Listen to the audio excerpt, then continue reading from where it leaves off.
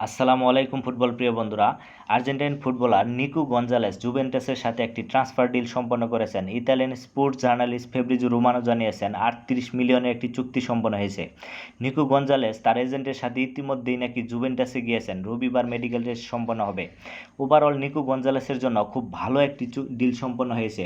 Nico Gonzalez জাতীয় দলে তার পরিশ্রমের ফল পেয়েছেন। নিকো গঞ্জালেস খুব জনপ্রিয় না হলেও স্কালোনির সিস্টেমে টেকনিক্যালি খুব গুরুত্বপূর্ণ একজন প্লেয়ার, একজন ভার্সেটাইল প্লেয়ার। ফিওরেন্তিনার জার্সিতে রাইট উইংয়ে খেলেছেন। আর্জেন্টিনার জাতীয় দলে কখনো লেফট উইঙ্গার, কখনো বা ওয়াইড মিডফিল্ডার হিসেবে খেলেন। স্কালোনি তাকে লেফট ব্যাক হিসেবেও খেলিয়েছেন। খুব এনার্জেটিক, ফিজিক্যালি স্ট্রং একজন ফুটবলার। লেফট উইংয়ে খেললেও ফিজিক্যালি হাইলি ওয়ার্ক রেট রাখেন। উইং ব্যাকে যে পরিমাণ ওঠানামা করেন যা স্কালোনির সিস্টেমে খুবই গুরুত্বপূর্ণ। জুভেন্টাসের কোচ থিয়াগো মোত্তা জাতীয় দলে তার পারফরমেন্স অ্যাকনোলেজ করেছেন।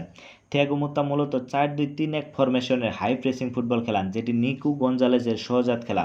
তাই জুভেন্টাসের প্লেয়িং স্টাইলের সাথে খুব দ্রুতই মানিয়ে নিতে পারবেন এবং নিজের দক্ষতা প্রমাণ করবেন। ফুটবল আপডেটের সাথে থাকার জন্য সকলকে ধন্যবাদ।